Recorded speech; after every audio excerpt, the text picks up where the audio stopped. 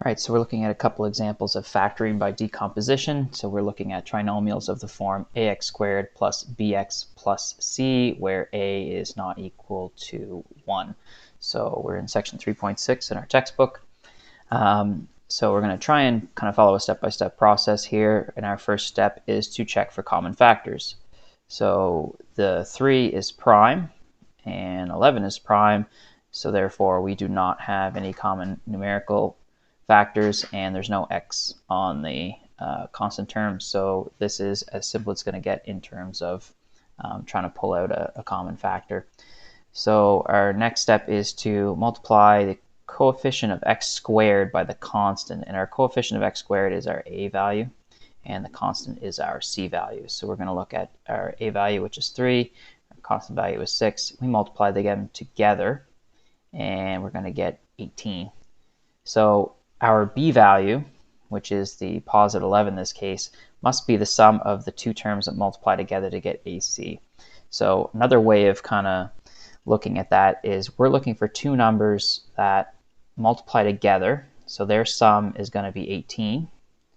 And we need those same two numbers to add together to get our b value, which is positive 11. So in order to kind of fill in this puzzle, we're just going to list the factors of 18. Everything is positive here. We have a positive number here. We have a positive 18. So we know that both our factors are going to be positive in this case. So we have 1 and 18 will give us 18. 2 times 9, and 3 times 6, and 4 doesn't work. 5 doesn't work. 6, we already have it, so we're done. And we know that they're all going to be positive. So we're looking for the pair of these that add up to be 11. So that pair is going to be the 2 and the 9. They are both positive. So now that we've got our factors listed, we know what the sums are. We know that this is our correct pair that add up to give us the 11. So we could even fill that in up here. 2 and 9 get us 18, and 2 plus 9 give us 11. So our next step is to split that middle term. So this is the part where they're kind of giving it its name. We're going to take our trinomial and we're going to rewrite it out. But now what we're going to do is rewrite the 11x. So we're going to still have our 3x squared, but this time instead of writing 11x, we're going to write the positive 2x and the positive 9x. And we figured out what those two numbers were going to be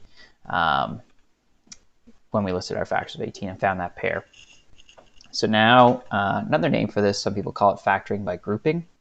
So we're going to try and remove a common factor from each pair of terms. And what that means is we're going to look at these terms in kind of two groups. So there's our first group and there's our second group. In the first two terms, are we able to find something common? So I see that an x is in both, but I've got a 3 and a 2 here, so there's no numerical common factor. So I'm just going to pull an x out here.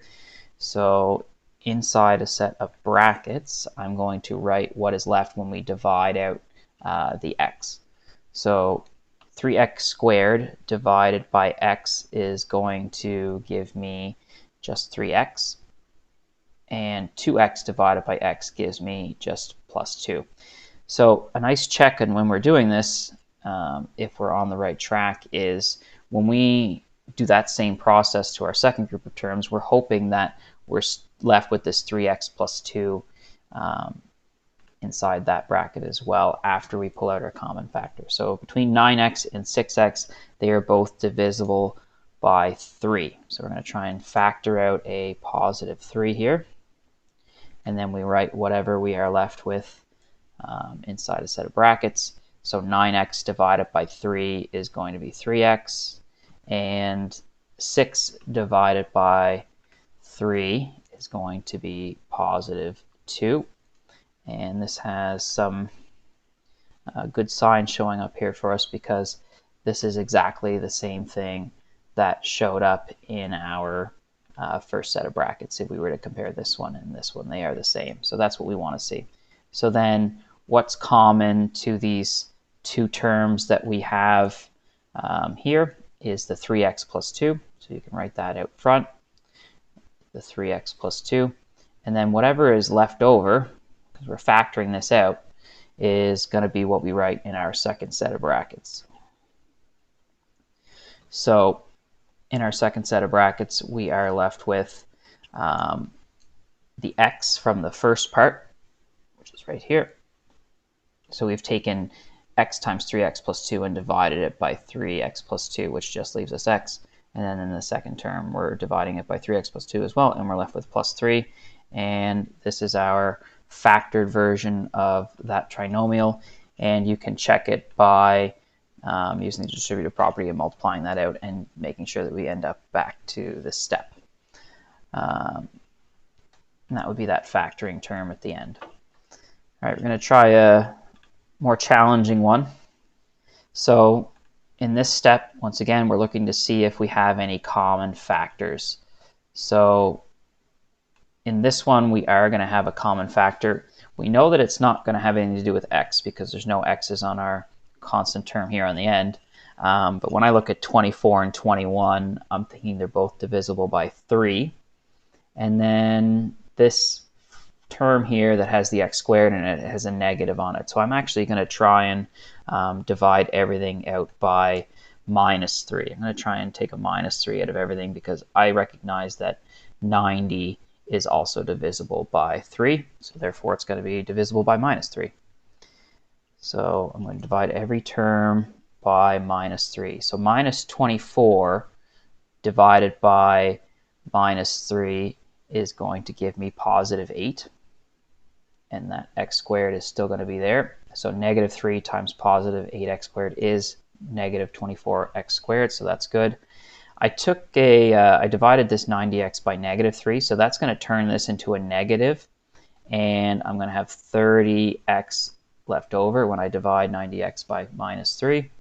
And then finally, negative 21 divided by negative 3 is going to give me positive 7. So now I've got this trinomial here that no longer has any common factors, and this minus 3 has to stay with us on every line in order for us to preserve our equality and have this line equal to the top line. So now we're going to try and do our decomposition as normal. So once again, we're looking for two numbers that are going to multiply together to be 8 times 7, because once again, this is our a value and this is our c value.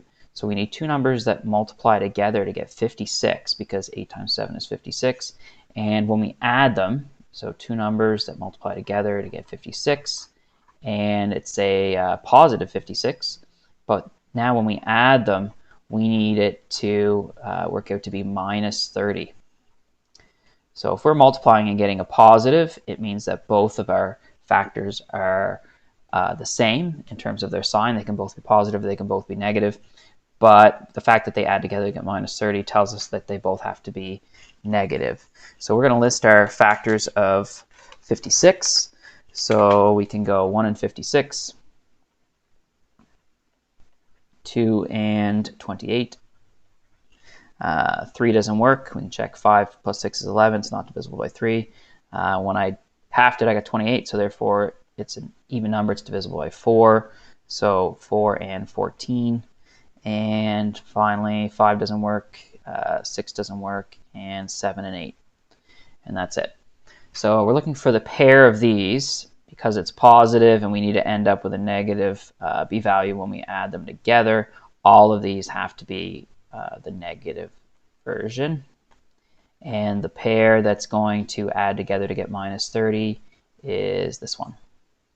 So this is telling us what we have to break that middle term into. So for the next step, that minus 3 has to stay there, and we're going to open up a set of brackets. I'm going to have other brackets here soon, so I'm going to switch this into square bracket. Doesn't really matter. The 8x squared is the same, but this time I'm rewriting my two middle terms as, or my single middle term as minus 2x and minus 28x. Now, the nice thing about this is if for some reason you were to write it out as minus 28x minus 2x, it will still work. It does not matter the order that you put them in. So I'm going to go on to my next line here, and now our step is to try and find something that is common, see if there's a common factor between our first two terms, factor that out, and see if there's something common in our second two terms and factor that out as well. So in these two, I see an x is common, and then the coefficients are both divisible by 2. So I'm going to try and divide everything by 2x. And this is why I chose to use a square bracket, because now I'm going to have some regular brackets in here. So 8x squared divided by 2x leaves me 4x, and negative 2x divided by 2x gets me minus 1. And once again, I'm hoping to get 4x minus 1 left over when I factor anything common out of the second two terms as well. So I see 28 and I see 7, so I'm thinking 7 is going to be common. And this is where it maybe gets a little bit trickier, is that I need this x term, when I'm done factoring something out of it, I need it to be positive 4x. So because it's negative, I'm actually going to divide it by minus 7. And when I do that, negative 28x divided by minus 7 leaves me with positive 4x, which is what I needed. And then positive 7 divided by negative 7 gives me that minus 1 that I needed as well. So I was kind of cheating a little bit and thinking about what I needed to end up with when I was doing that. So then I have one final step, and that is to factor out the common part from these two terms, which is the 4x minus 1. So this negative 3 is still with us. And now I'm going to have two sets of brackets. The first set is the 4x minus 1. It does not matter if you write it as the second set, it is the same thing.